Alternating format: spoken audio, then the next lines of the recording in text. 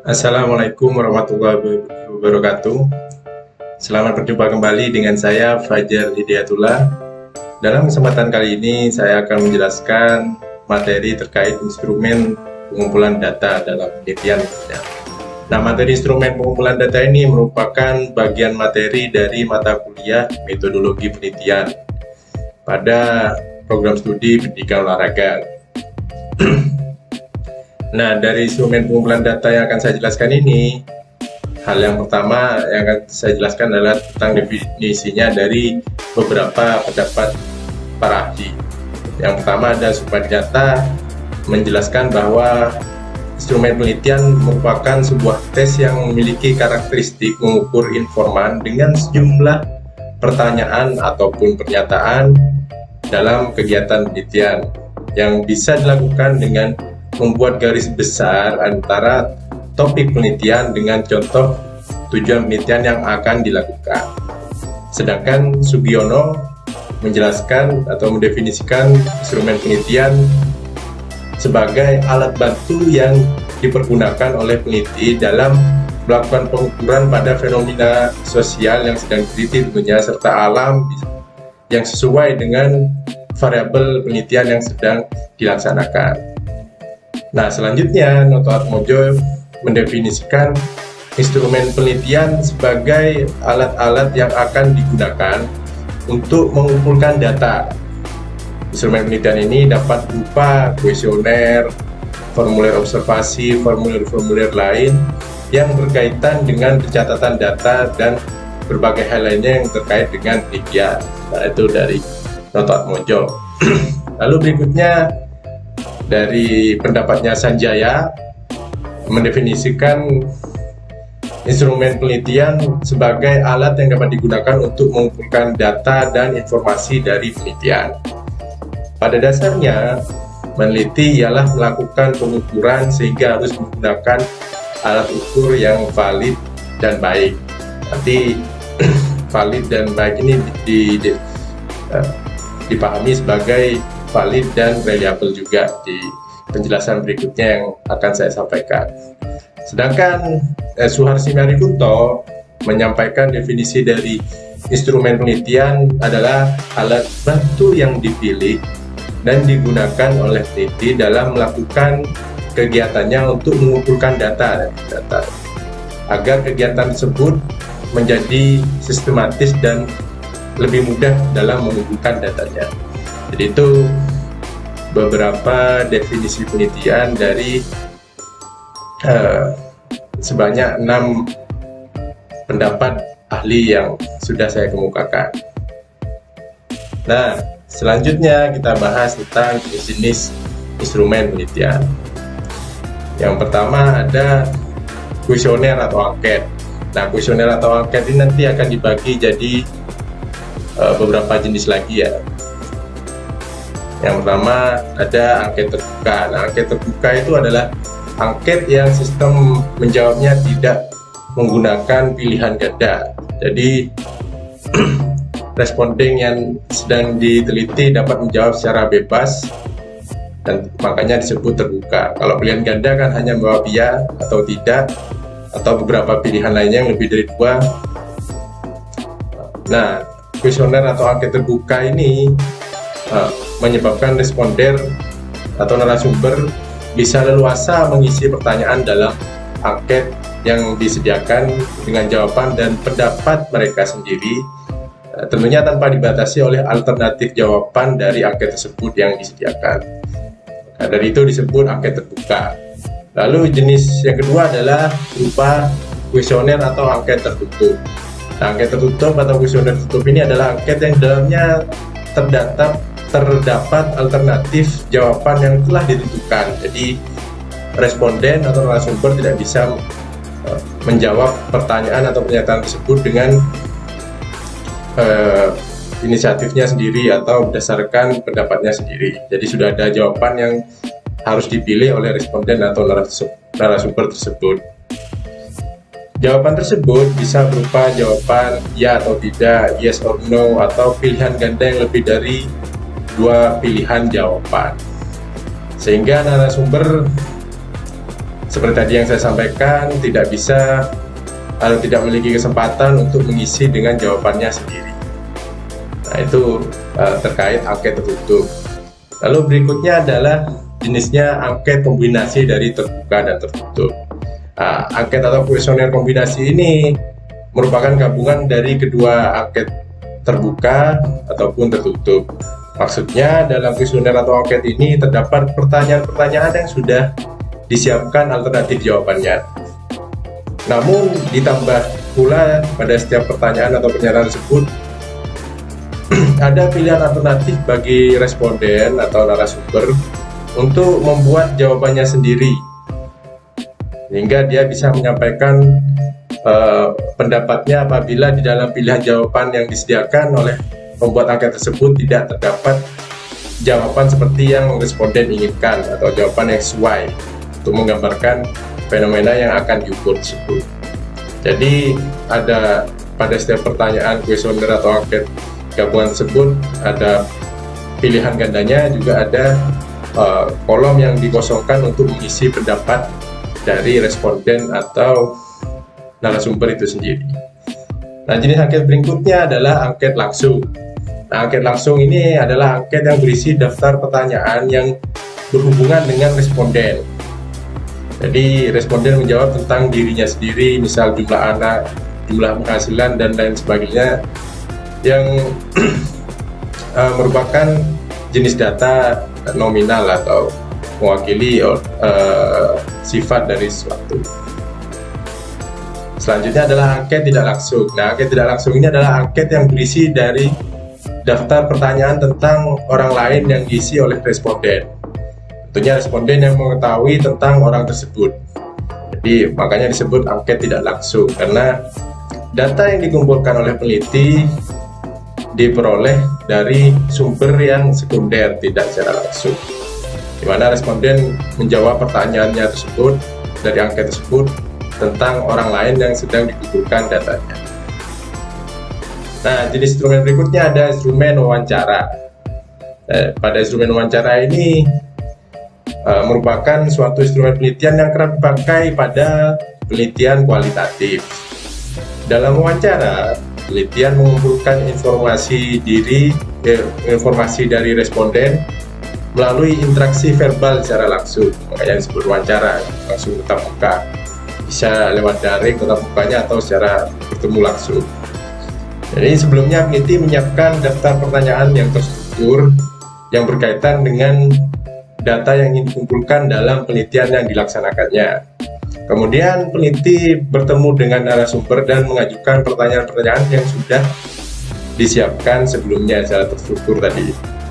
Nah, peralatan dan perlengkapan yang dapat digunakan selama wawancara yang berlangsung bisa menggunakan tape recorder, kertas, ballpoint, laptop, dan lain-lain yang bisa merekam hasil dari wawancara tersebut. Wawancara seperti tadi saya sampaikan bisa secara langsung ataupun tidak langsung, dapat dilakukan tatap muka ataupun melalui telepon, ataupun juga bisa melalui email secara langsung. Nah, yang berikutnya saya jelaskan keuntungan dan kelemahannya dari instrumen wawancara yang akan digunakan tersebut pada penelitian kualitatif. Keuntungan utama dalam metode wawancara adalah menghasilkan tingkat respon yang tinggi dari responden tersebut atau dari narasumber yang sedang dikumpulkan datanya. Selain itu, wawancara lebih mewakili seluruh populasi dari penelitian. Juga kontak pribadi antara peneliti dan responden itu sendiri memungkinkan peneliti untuk menjelaskan pertanyaan yang mungkin membingungkan atau ambigu yang susah dipahami oleh responden atau narasumber yang sedang diteliti secara detail. Sama seperti kuesioner, wawancara pun tidak sempurna tentunya. Kelemahannya adalah instrumen ini memiliki keterbatasan dalam jumlah narasumber yang bisa dijangkau, jadi tidak banyak. Ini biasanya berhubungan dengan keterbatasan waktu dan tenaga yang dimiliki peneliti. Bisa juga dibatasi oleh keterbatasan biaya yang dapat digunakan dalam penelitian. Itu kelemahan dan keuntungannya dari instrumen wawancara. Selanjutnya ada juga instrumen observasi. Ini ada beberapa jenis yang bisa saya jelaskan. Nah, yang pertama adalah observasi partisipasi.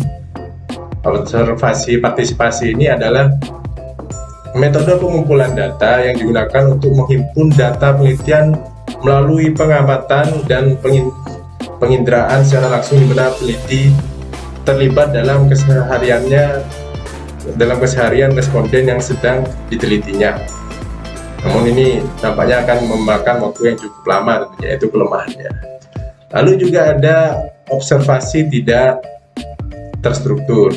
Nah, observasi tidak terstruktur ini ialah pengamatan yang dilakukan tanpa menggunakan pedoman observasi, sehingga peneliti mengembangkan pengamatannya berdasarkan perkembangan yang terjadi di lapangan. Jadi tidak ada panduan secara spesifik, secara terstruktur yang disiapkan oleh peneliti untuk mengumpulkan data melalui instrumen observasi yang dilakukan.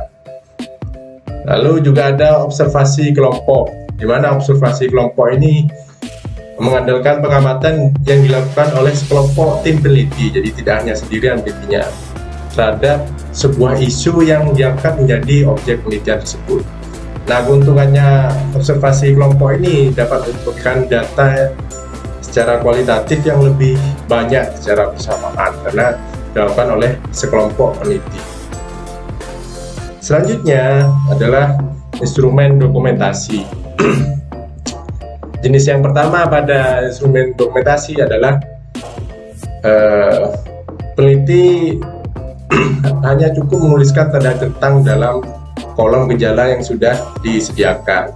Nanti yang kedua ada juga jenis dokumentasi dengan checklist. Kalau tadi hanya centang, perbedaannya antara kedua bentuk instrumen ini terletak pada intensitas gejala yang diteliti. Jadi kalau pedoman dokumentasi lebih sedikit gejala yang sedang diukur, sedangkan pada yang lebih banyak gejala yang diukur termasuk dalam instrumen dokumentasi dengan checklist. Nah, pada prinsipnya instrumen tes observasi, instrumen tes kuesioner, dan instrumen tes skala bertingkat dapat menggunakan lembar checklist seperti pada instrumen dokumentasi tersebut. Apabila semua instrumen yang telah disebutkan itu menggunakan daftar cek, maka subjek yang bersangkutan membutuhkan tanda checklist seperti pada jenis instrumen dokumentasi itu. Hasil dari instrumen dokumentasi ini bisa berupa angka maupun lembar checklist itu sendiri, dapat menjadi daftar pengecek atau dapat berupa daftar pengecek yang berisi nama subjek dan beberapa gejala atau identitas lainnya dari objek yang diamati.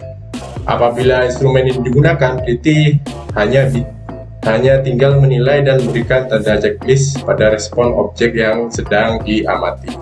Itu tentang jenis instrumen dokumentasi berupa checklist. Lalu berikutnya adalah instrumen tes yang digunakan dalam penelitian. Nah, ini dapat berupa tes kepribadian atau personality test yang digunakan untuk mengungkap kepribadian seseorang yang menyangkut konsep pribadi, kreativitas, disiplin, kemampuan dan bakat, dan sebagainya. Nah, tes bakat atau amplitude test ini digunakan untuk mengetahui bakat seorang. Yang berikutnya ada tes intelijensi atau intelijensia test, digunakan untuk memperkirakan tingkat intelektual seseorang atau responden yang sedang diukur. Lalu ada juga tes sikap atau attitude test, digunakan untuk mengukur berbagai sikap orang atau responden yang menghadapi suatu kondisi tertentu. Itu tentang tes sikap. Lalu ada juga tes minat atau measure of interest, ditujukan untuk menggali atau mengukur minat seorang terhadap sesuatu. Ada juga yang terakhir adalah tes prestasi atau achievement test, digunakan untuk mengetahui pencapaian seseorang setelah dia mempelajari sesuatu. Nah, itu jenis-jenis instrumen tes yang dapat saya jelaskan. Ya, tadi ada kuesioner dan angket terbuka, angket tertutup, ini saya jelaskan kembali. Ada angket kombinasi terbuka dan tertutup, ada angket langsung juga, ada angket tidak langsung. Ya. Ada instrumen wawancara, pemanfaatannya tadi sudah saya jelaskan, keuntungan dan kelemahannya tentu akan sangat terbatas dari jumlah responden yang dapat dikumpulkan datanya karena akan berbenturan dengan waktu dan tenaga peneliti. Pemanfaatannya seperti apa sudah saya jelaskan tadi. Lalu juga ada instrumen observasi, ada observasi partisipasi, observasi tidak terstruktur tadi yang sudah jelaskan. Nah, yang tidak terstruktur tadi perlu diingatkan bahwa teknik pengumpulan datanya sangat dinamis sesuai dengan keadaan yang terjadi di lapangan saat observasi dilakukan kepada responden. Lalu ada observasi kelompok yang dilakukan oleh sekelompok peneliti tadi, jangan lupa ya.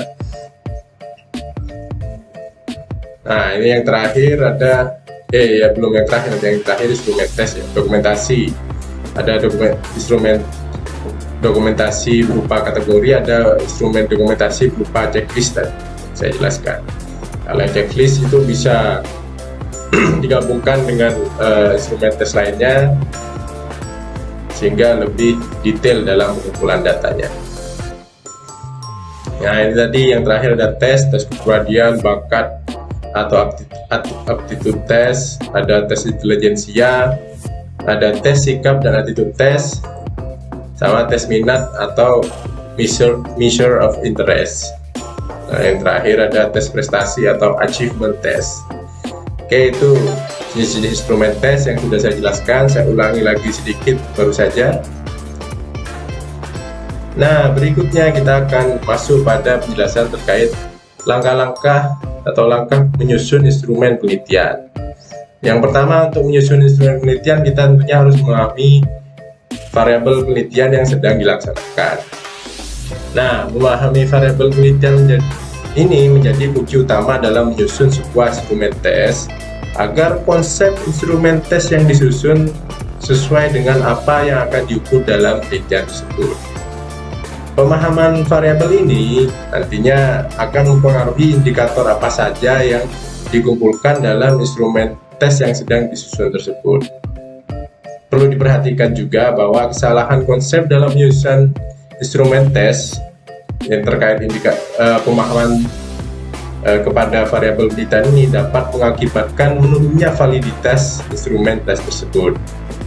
Lalu yang kedua adalah menyusun kisi-kisi instrumen tes dalam penelitian atau instrumen penelitian. Setelah variabel penelitian dipahami oleh peneliti dengan baik sehingga konsep yang telah dikuasai dapat digunakan untuk menyusun instrumen tes berikutnya, maka dapat dilanjutkan pada tahap menyusun kerangka instrumen tes yang dibutuhkan. Dalam hal ini, kisi-kisi instrumen tes dapat menjadi format acuan dalam penyusunan kerangka instrumen yang sedang disusun. Kerangka instrumen tes ini nantinya akan mempengaruhi penyusunan teknis pelaksanaan instrumen tes terkait yang sedang dikembangkan atau disusun tersebut. Lalu yang ketiga adalah tahapannya menyusun teknis pelaksanaan atau menyusun teknis pelaksanaan juga sarana dan prasarana yang dibutuhkan apa saja. Penjelasan secara spesifik terkait sarana dan prasarana yang dibutuhkan dalam pelaksanaan tes itu harus dirincikan secara terstruktur dan sistematis sesuai tahapannya. Sarana dan prasarana yang dituangkan dalam penyusunan instrumen tes haruslah sudah tersedia atau sudah dapat dijangkau dengan mudah oleh peneliti sebagai salah satu upaya efisiensi yang dilakukan dari berbagai sisi untuk melaksanakan penelitian dengan baik. Teknis pelaksanaan yang tersusun secara terstruktur dengan baik dan sistematis tentunya nanti akan mempermudah pelaksanaan tes yang akan dilakukan setelah penyusunan instrumen tes tersebut selesai. Lalu tahap berikutnya yang perlu diperhatikan adalah menyusun indikator dalam instrumen. Penentuan indikator apa saja dalam instrumen tes yang sedang dikembangkan haruslah sesuai dan sejalan dengan tujuan pelaksanaan tes yang sedang dikembangkan tadi. Ini akan tuntut juga dengan penelitian yang sedang dilakukan. Kesesuaian indikator tes yang sedang disusun akan sangat mempengaruhi pula validitas instrumen yang sedang dikembangkan. Itu perlu menjadi perhatian ya tentang indikator dalam instrumen. Lalu yang kelima yang perlu diperhatikan dalam menyusun instrumen penelitian atau instrumen tes adalah menyusun teknis pencatatan skor atau nilai. Penyusunan teknis pencatatan skor atau nilai harus sesuai dengan kaidah pencatatan data dalam statistik. Skor yang dihasilkan dari tes haruslah benar-benar valid dalam mewakili indikator yang diukur dalam instrumen penelitian yang sedang dikembangkan. Skor atau nilai yang dicatatkan dapat berupa data skala atau data rasio, sehingga dalam proses berikutnya dapat disusun dengan baik dalam tahapan penyusunan nomor tes dengan rumus statistika yang sesuai tentunya. Jadi harus benar-benar menerapkan prinsip-prinsip statistika dalam pencatatan skor atau nilai yang dikembangkan pada instrumen penelitian tersebut. Berikutnya yang perlu diperhatikan adalah bagaimana menyusun norma tes. Penyusunan norma tes ini haruslah sesuai dengan rumus statistik, sama saja dalam penentuan kategori yang tertuang dalam norma tes yang akan dikembangkan tadi. Norma tes yang disusun nantinya akan bermanfaat untuk memudahkan peneliti saat pengambilan keputusan dan kesimpulan dalam menyimpulkan data yang telah dikumpulkan pada saat pelaksanaan tes menggunakan instrumen penelitian yang sudah dikembangkan. Jadi norma tes ini adalah salah satu hal yang cukup penting juga untuk dilakukan dalam langkah-langkah menyusun instrumen penelitian. Tentunya tetap menerapkan prinsip-prinsip statistik dengan tepat. Lalu berikutnya adalah melakukan uji validitas dan uji reliabilitas. Uji validitas ini terbagi dari dua jenis, yaitu validitas internal dan validitas eksternal. Pada validitas internal terbagi kembali dalam beberapa jenis uji validitas, yaitu validitas konstruk dan validitas isi. Jadi ada dua ya, validitas konstruk dan validitas isi. Sedangkan dalam validitas eksternal itu terdiri dari validitas prediktif, validitas konkuren, dan validitas sejenis. Nah, itu 7 langkah-langkah dalam menyusun instrumen penelitian yang dapat saya jelaskan. Khusus untuk uji validitas dan reliabilitas, nanti berikutnya pada materi video yang akan saya jelaskan juga akan dijelaskan lebih terperinci lagi, karena uji validitas dan reliabilitas ini adalah salah satu hal yang penting dalam penyusunan instrumen penelitian. Berikut pula tentang norma tes, juga pencatatan skornya seperti apa, data yang akan disediakan. Itu hal-hal yang penting, harus sesuai dengan prinsip statistika. Oke, mungkin itu sedikit yang bisa saya jelaskan tentang instrumen penelitian sebagai awal. Saya sampaikan, mohon maaf jika ada kata yang kurang berkenan atau tidak tepat atau kurang tepat yang saya sampaikan. Akhir kata, wabillahi taufiq wal hidayah. Wassalamualaikum warahmatullahi wabarakatuh.